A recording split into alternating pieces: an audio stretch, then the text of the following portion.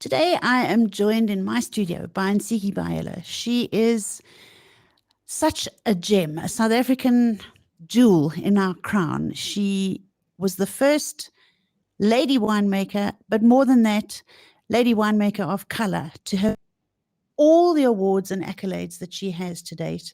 We're terribly proud of her. And I got bludgeoned by my colleagues to say that as much as I feel that women shouldn't have to celebrate themselves because they are just already the top of the pops, we do have to do something about making the world aware of all of us in this August, which is our Women's Month. So, Ntsiki, friend, colleague, darling, co-judge, long time colleague, welcome to Carrie's Corner. Thank you for joining me. Thank you so much, Carrie. It's good to always see you. This Riverside thing again, like I said to you, I'm very, very uncomfortable with this whole YouTube thing. So people see our faces. I'm not used to this at all. You know me, many years on radio. But thank you. No, but you look gorgeous. You look gorgeous. So let's enjoy the moment. We'll enjoy the moment. We'll just celebrate. Okay. No, not for today, Carrie. Let's just celebrate. Forever. Yes. Forever. Yes. A bottle Why of wine not? full glass Why bottle not? of wine. Just celebrate. Yes. Ntsiki, where were you born? So I'm from KwaZulu-Natal, Emahlabathini, from the village of Kwavutela. Mm-hmm. So that's where I come from. It's a rural village, and I grew up there with my grandmother. Wow. Where were your mum and dad? Somewhere working? My mom was working, born of a single mother. So she was working in Durban as a domestic worker, of which a few years later, when I matriculated, I worked for a year as a domestic worker. And then... No. What are you telling me? It makes your heartwarming. So were you were you an only child, or do you have brothers and sisters? Let's put it this way. I've got a sister from my mom, but I think as we grow up in our families, Black families, we've got brothers and sisters everywhere. So keep track. I don't know how you guys sort this thing out. I've got people who are friends, but I suppose in your culture, you're my sister as well, aren't you? Yes. So you were born in a little rural village in Natal. You went to school, you got your matric, you went and worked as a domestic worker at your mum's employer in Durban. No, not at my mom's. Different one. Okay, so you got a different job. Yes. As a domestic worker. And during the course of your first year being a domestic worker, what little bird was bashing away in your ear saying, Ntsiki, I'm worth more than this? Well, I think what had happened was when I wanted to go work, I remember when that I'm going to call it, because it was an opportunity for me to move out of the village, go into the city. And my grandmother was completely against it. And so I had to beg her and ask for her blessings, because for me, I saw that as a stepping stone to something. Because I was going to be in the city, I've got access to information, access to things. But also what had happened in that is they had said, you know what, you can apply at a college or a technical, and will pay for your studies. So you will do your chores in the morning and evening, and then go to class during the day. And so your that was employer said to you some more. Yes, I was going to continue studying. They were going to pay for my studies. I was just going to be doing outside my work hours. Okay. And that's what you did. So where did you sign up? So I got accepted at Mangosuthu Technikon to do chemical engineering. Okay. And in that process, I got called at school because there was a scholarship from South African Airways to study winemaking in Stellenbosch. Oh, and so South African Airways did do something right. In all the years we were one thing. Oh, yes, people are bashing them. Yes. Okay, they that's did, good news. Yeah, so it was the recruitment that Jabulani Changas was doing with Minister of Education, Nkosi Shandu. And so I was one of those recruitees. And when I got to Stellenbosch, but actually before coming to Stellenbosch, I had an interview with SAA. And I remember the guy who was actually involved in this, Mr. Deval. It's like one of those people that you wish you can still see them, because they played a role in, I remember when I got to Stellenbosch, because I got the scholarship. They told me it's in Afrikaans. I'm like, I'll do it. I had no clue really what I was saying. Like No, literally especially no from clue. Natal. I mean, my family come from Natal, and none of Yes. them could speak Afrikaans. They just didn't speak Natal, did they? That's the things like I couldn't like it was one of those I'll do it because I believe that everything you can study and do it. Mm, So that was mm. me, and I'll do it. And then getting to Stellenbosch and realizing, oh damn, this was hell. It's like never Yeah, visited one, but I bad think I'm call. here. Yes. Mm, So I think one of the things, as I was talking about the guy from SAA, Mr. Deval, one thing he did was when I got accommodation, he called the landlord because I wasn't at the university in my first part of the year because I couldn't get accommodation. So he mm. called the landlord where I was staying. And I don't know what he said to the landlord, but all I know is that when I came back from class, the landlord was in a panic and asking me if I was okay and everything was fine. And I was thinking, what did Mr. Deval say? Ooh. So yeah, So you so got there your wasn't. accommodation sorted out. And finally, I got my You accommodation sorted out on campus. Then after that, okay, good. And yeah. you did your chemical engineering degree or to winemaking. What did you No, do? when I got to Stellenbosch, then I did winemaking. I changed the course that I was going to do, even though I was accepted, and then I just chose this one because I was advised. One of my mothers actually, because where I was working, that was my extended family. This was part of the Mm, family members. So she had mm, advised me, do you know what? Um, this is something we all don't know, and it's completely different. mm, Um, and again, because my other concern was like 4 years, that's too long. My mom is struggling. I need something that I can get a job now and be able to do to mm. support at home. And at that time, I think, at that time also I had gotten accepted at nursing school. So with the Yes. nursing school, you study and you get paid at the same time. So that was Yes. more attractive, I can say. But Yes. it was it was around I think Nkosazana Zuma, Dr. Nkosazana Zuma, she was still the Minister of Health at that time. Okay. And I remember one of my mothers was like, I think the Stellenbosch one is more attractive. So she advised me, and then I came to Stellenbosch. Went to Stellenbosch on an SAA scholarship with a Mr. Yeah. Deval, who was your fairy godfather. And Yep. you worked really, really hard because you did, I think you do a BSc in agriculture at Stellenbosch before you sort of specialize in anything enological. And there's Yes. a lot of chemistry, there's a lot of science. It's a difficult course. I mean, it's not an easy course to pass. You can't be stupid if you're going to study that course. And you did extremely well. What Yeah. made you decide to be a winemaker? I mean, coming from a province that vine, I don't imagine making a huge amount of wine in rural Natal. What led you to the wine industry? So basically, for me, it was wanting to change my life. And so when the opportunity of studying winemaking, it could have been anything, but the scholarship specifically said winemaking. But also Okay. when I was there, because I think SAA realized that some of the students were dropping out. And they called me and said, look, if you want to change, don't drop out. We'll continue paying. I think they understood that, there's more issues than what's at face value. Mm, And mm, so they're like, if you feel like you need to change the course, don't drop out of the university. We'll still continue paying. But at that time, I was okay. already working as a student part-time at a wine farm. I was working at Delheim. Mm. And so started drinking wine, getting wine for free. So I was like, And it's Delheim, fine. such a gorgeous place. So I was like, I'll keep it here. I'll stay. I'll stay in this industry. So yeah, So in six, you graduated in what year?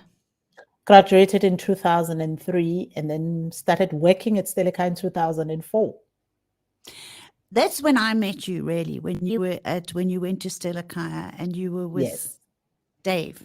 Yes. Yeah. I It's remember Dave Lela. Dave. That. Yeah. Yeah. And you started to make wine. Mm. And I actually think that secretly behind making a lot of the wine, you were basically running that place, weren't you? I hope Dave's not listening to us, but the first time I met you, I remember thinking that you had an amazing of not only your subject, but of aspect of the winery as well. You were getting stuck into sales and marketing and Yeah, forecasting and exporting. And I think it afforded you a fantastic springboard, didn't it? it did. I think, you know, it was when I look at my job at Stelikaya, I feel it was, you know, when you place an order and then it come as you've ordered. That is what had happened. When I finished studying, one thing I wanted was to work in a small farm. I wanted to work in a small company where I can work in all aspects of the business. And that's what I wanted. And so working at Stilica actually gave me that.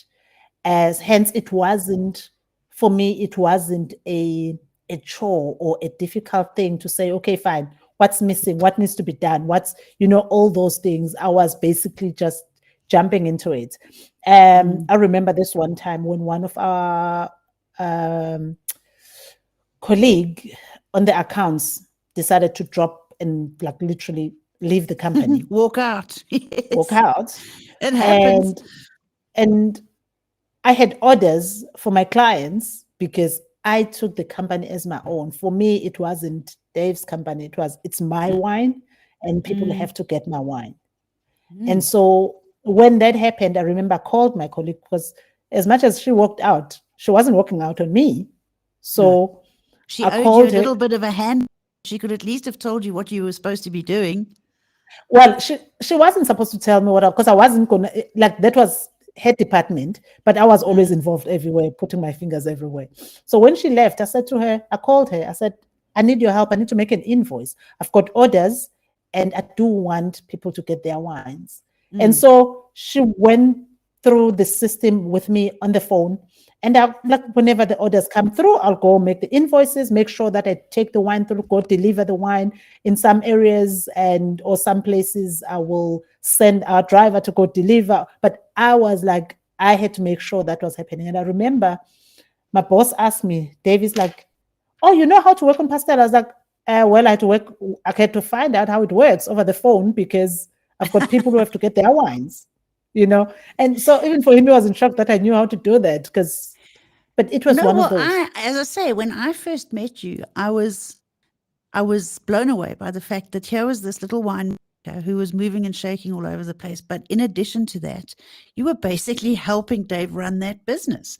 So it was, I think you were one of the first very hands on winemakers that I'd met. Everybody else was, South Africa is one of those funny places where winemakers started out being haters. They were almost sanctified. Yeah. You and I Yeah. both know if I was to set out a little question into the atmosphere today to say, who's the winemaker at Chateau Petrus or who's the winemaker at Chateau Lafite? Nobody even Mm. knows. They Actually, keep yeah. themselves terribly under the radar. There's no sanctifying of there's no, but in South Africa, we suddenly got the space in our wine industry where a winemaker was tantamount to the right-hand side of God. Do you know what I'm saying? Yeah. Yeah. And you were one of the first people that I'd met because I'd been living and I'd studied over there. And you were one of the first winemakers that I met when I came back and I was working in Norman Goodfellows, who was so unbelievably approachable. I could phone you for anything. You were always available. If I phoned and said, in 6, I need 20 cases for this, or can you do a wine tasting for that? Or you were just available. You were just there. You were hands on. You were getting stuck in. And I was absolutely blown away by your can do attitude. Did your granny instill that can do attitude in you? I believe she did, because I believe she was one of the people who there was nothing difficult for her. Yes. So she always have to, like, she will take stuff. I always say she was one of those who turns 20 cents into a dollar, you Good. know. So she was very good at doing that. Uh, I learned from her from seeing what she does than from her telling. So it It was was one of those that, osmosis, really. yes, Hey, it was yes, granny yes, to, yes. to grandchild osmotic process, and you learned. I just think it's brilliant. Was she educated? Did she go to school, or did she just make sure that you were going to be as good as you could be?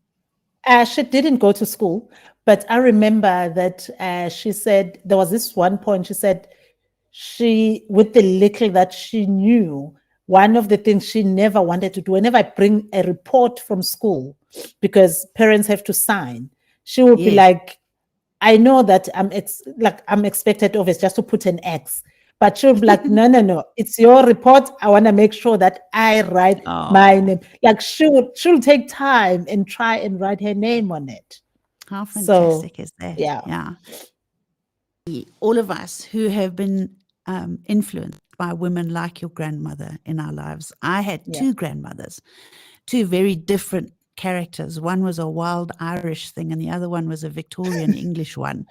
So, hence the terrible mix up of chromosomes and DNA and body. But they do impart certain and and ethic in you, and Yes, I think that you really have shown work ethic and a can-do attitude really is the first step towards becoming unstoppable.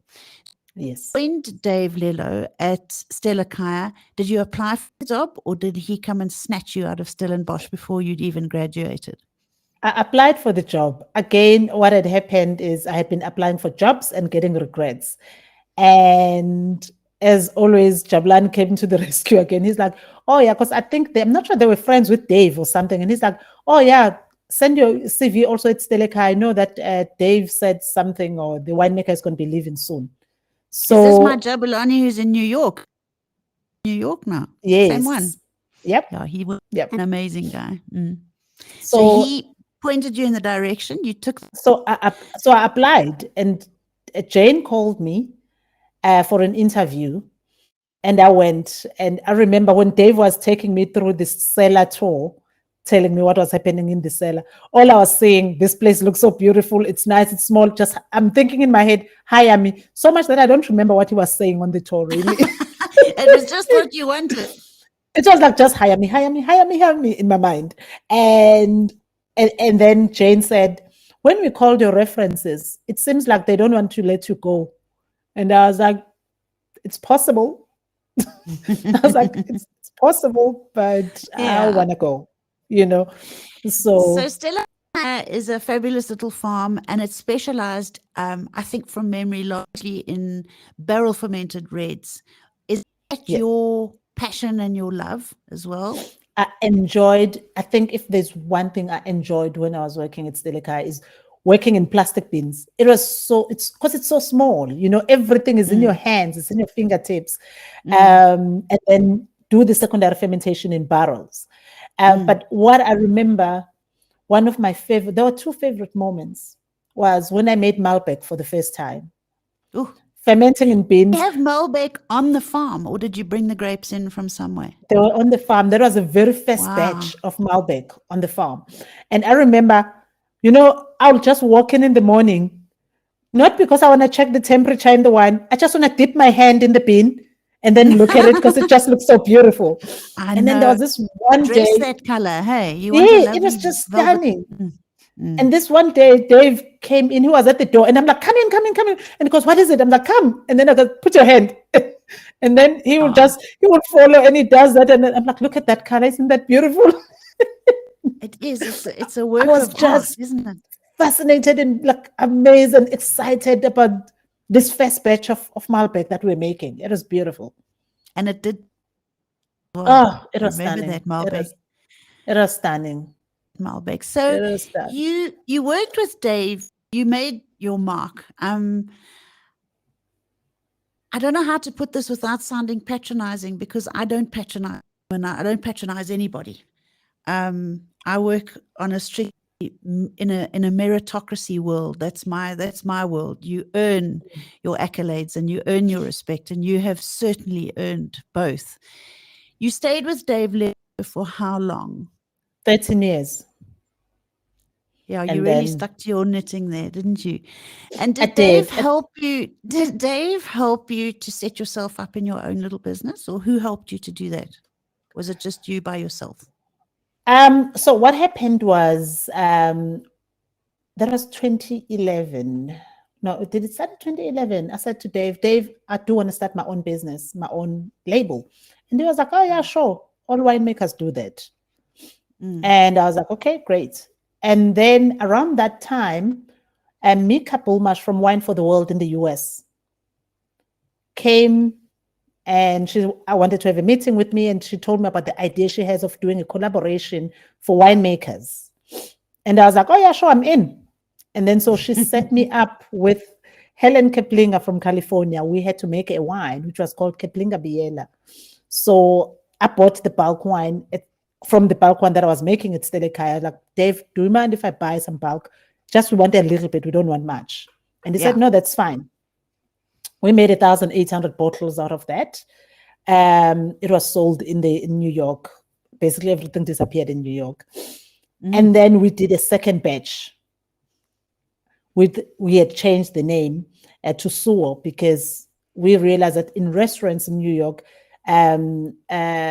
restaurateurs were struggling and sommeliers were struggling to pronounce this long name. So we named it Suo. So then we did that. And then the money that came from there, that was the profit that I actually started Aslina with. Wow. And also, did you buy a property? Have you actually got a property? No, I don't have a property yet, but we are working towards that. So for me, the key thing was build the brand. Then once you have a brand, the next step, get a facility.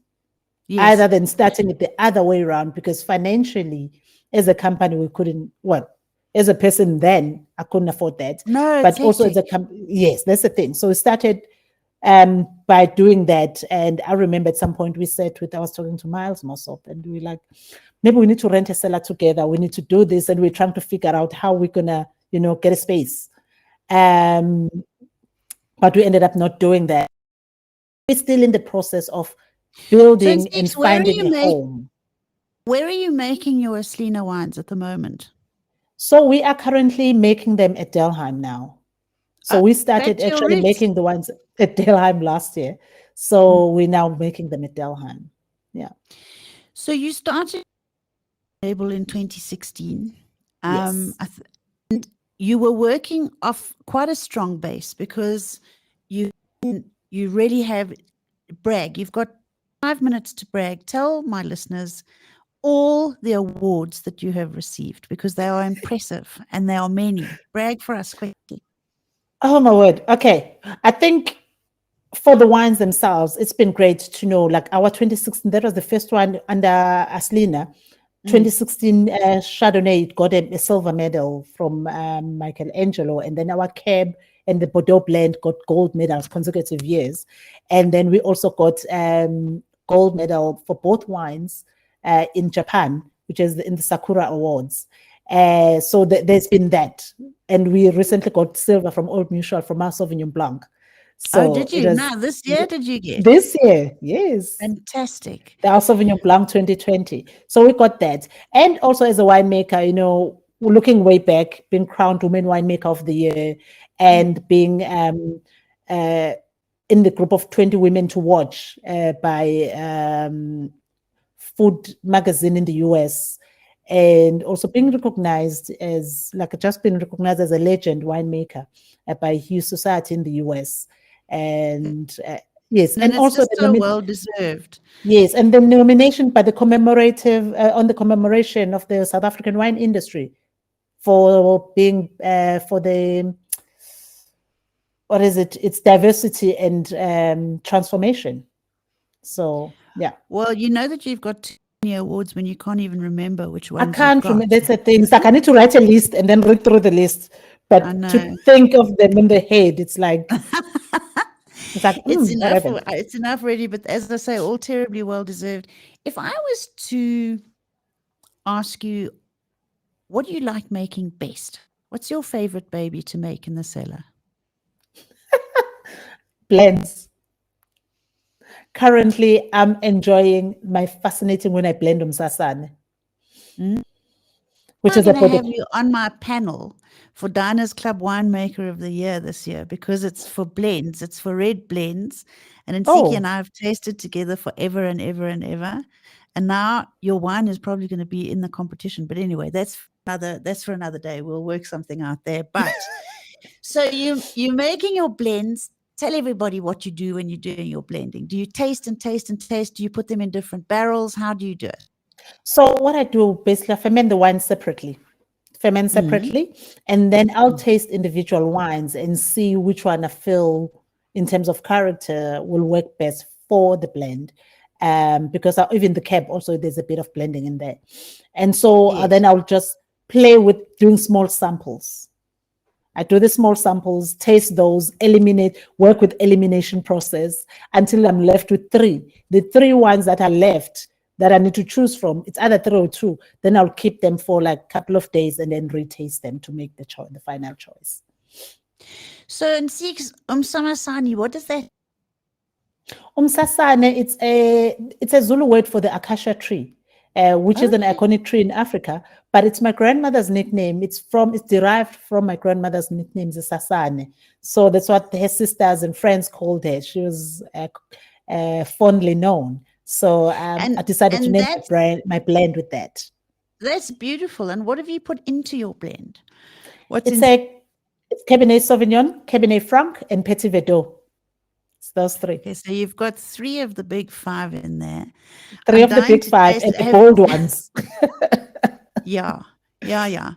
So then you also produce a straight Cabernet for which you're synonymous with Cab for me. I remember the Cabernet that you made for Dave Lello. It was absolutely delicious. It was a bit of and I always, when I think Ntsiki, I think Cabernet. Are you're making a straight Cab under your new label, under your Aslina label? No, it's not 100% cabs. Even at Steleka, I wasn't making 100% cab. So no, it was like under 15% there. Yes, like probably I'll put like 6% or 6 or 10% of cab. Like, play around and see what else I want to play with in the cab. And with this one, I've been playing a lot with Petit Verdot actually. Just do a dash it's of it. It's a very interesting, but also again, Petit Verdot, that beautiful color. Beautiful. I think for me, it's been the fascinating machine with that, because I've been thinking Petit Verdot is like backbone of tannins and color, but the fruits that are there, the underlying fruits, it's beautiful. You're so right. Last year sometime I did a tasting with Karen Green from Thelema, and the Webbs bottled 100% Petit Verdot from Thelema. Yes. And I tasted it with such interest because I would never, ever have imagined a 100% Petit Verdot for all those same reasons that you just pointed out. We know that it gives the blend some nice structure, and we know that it gives it that gorgeous color. But the fruit component in the Thelema Petit Verdot was absolutely delicious. Have you found that you're stepping up the component of Petit Verdot in your blend? Every single vintage you put more and more and more? Yes. Yeah. We shouldn't ask you all your secrets. Hey, I shouldn't be asking you all your secrets. So have you got any idea as to where you're going to make your home? I don't have an idea yet, but I believe that when I find the space, when I find the place, all I can tell you is this. I know when I have to build a cellar, I know the structure of the cellar, how it's going to look like. Have you designed I've designed it in my head. Good girl. I've designed it. Need to do, and Six, what we need to do here now is we need to hope that one of the very wealthy business men is watching us. He's going to fall in love with you, and he's going to phone you up next week and say, Ntsiki, I'm buying you a farm. Is that our first prize? Oh, that would be the first prize. We say, screw that, we'll just do what we've always done and buy a farm for ourselves. Actually, that's what we're working towards. That's what we're working towards. We're working towards where we are now. We are just few steps away from buying our own farm. So that's what we're doing. We're working towards that. It's fantastic. Have you got somebody who helps you in this?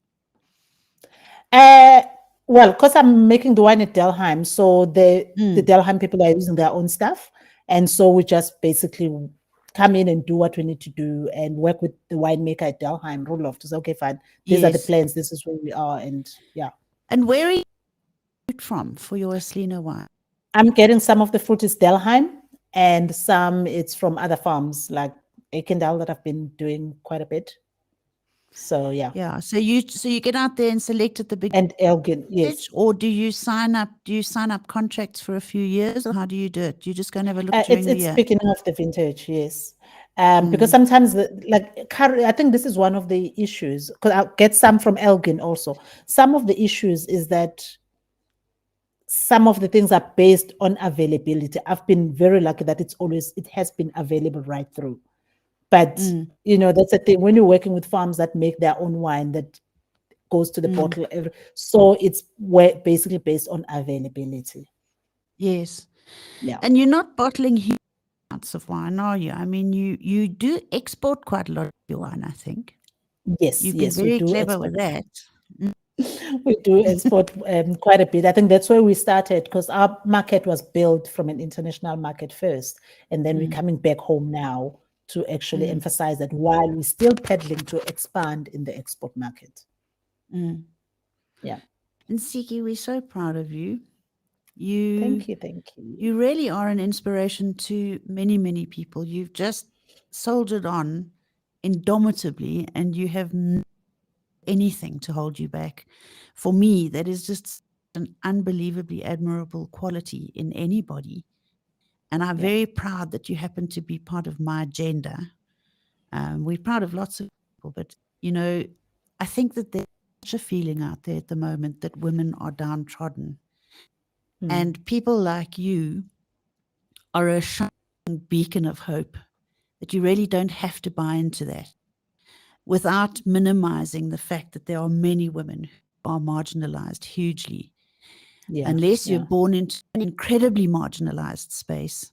I think that we are living in a country where women are acknowledged if you stand up and shout loud enough.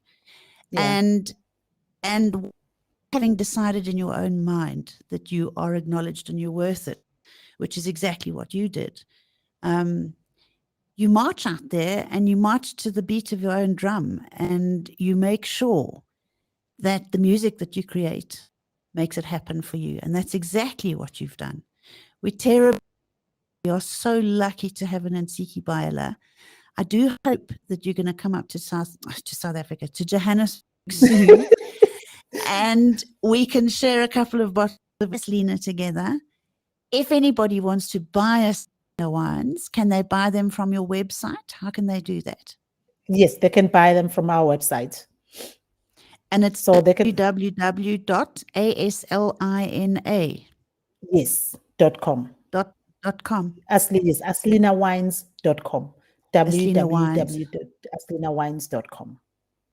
And in Ntsiki's, where to from here? What's your next goal to smash? The next goal is to get a farm.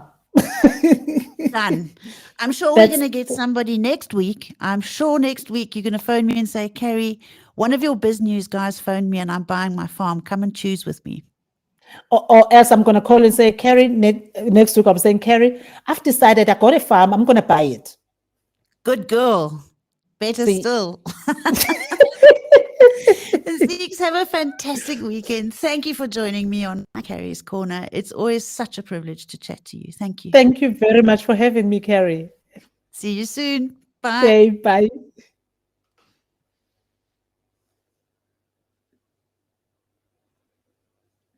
Done. You're done. Okay, I'm trying to close and this is not closing. Where's Dudu? I've lost Dudu. Leave it. You can let me find Dudu. Wait, my no, it's working.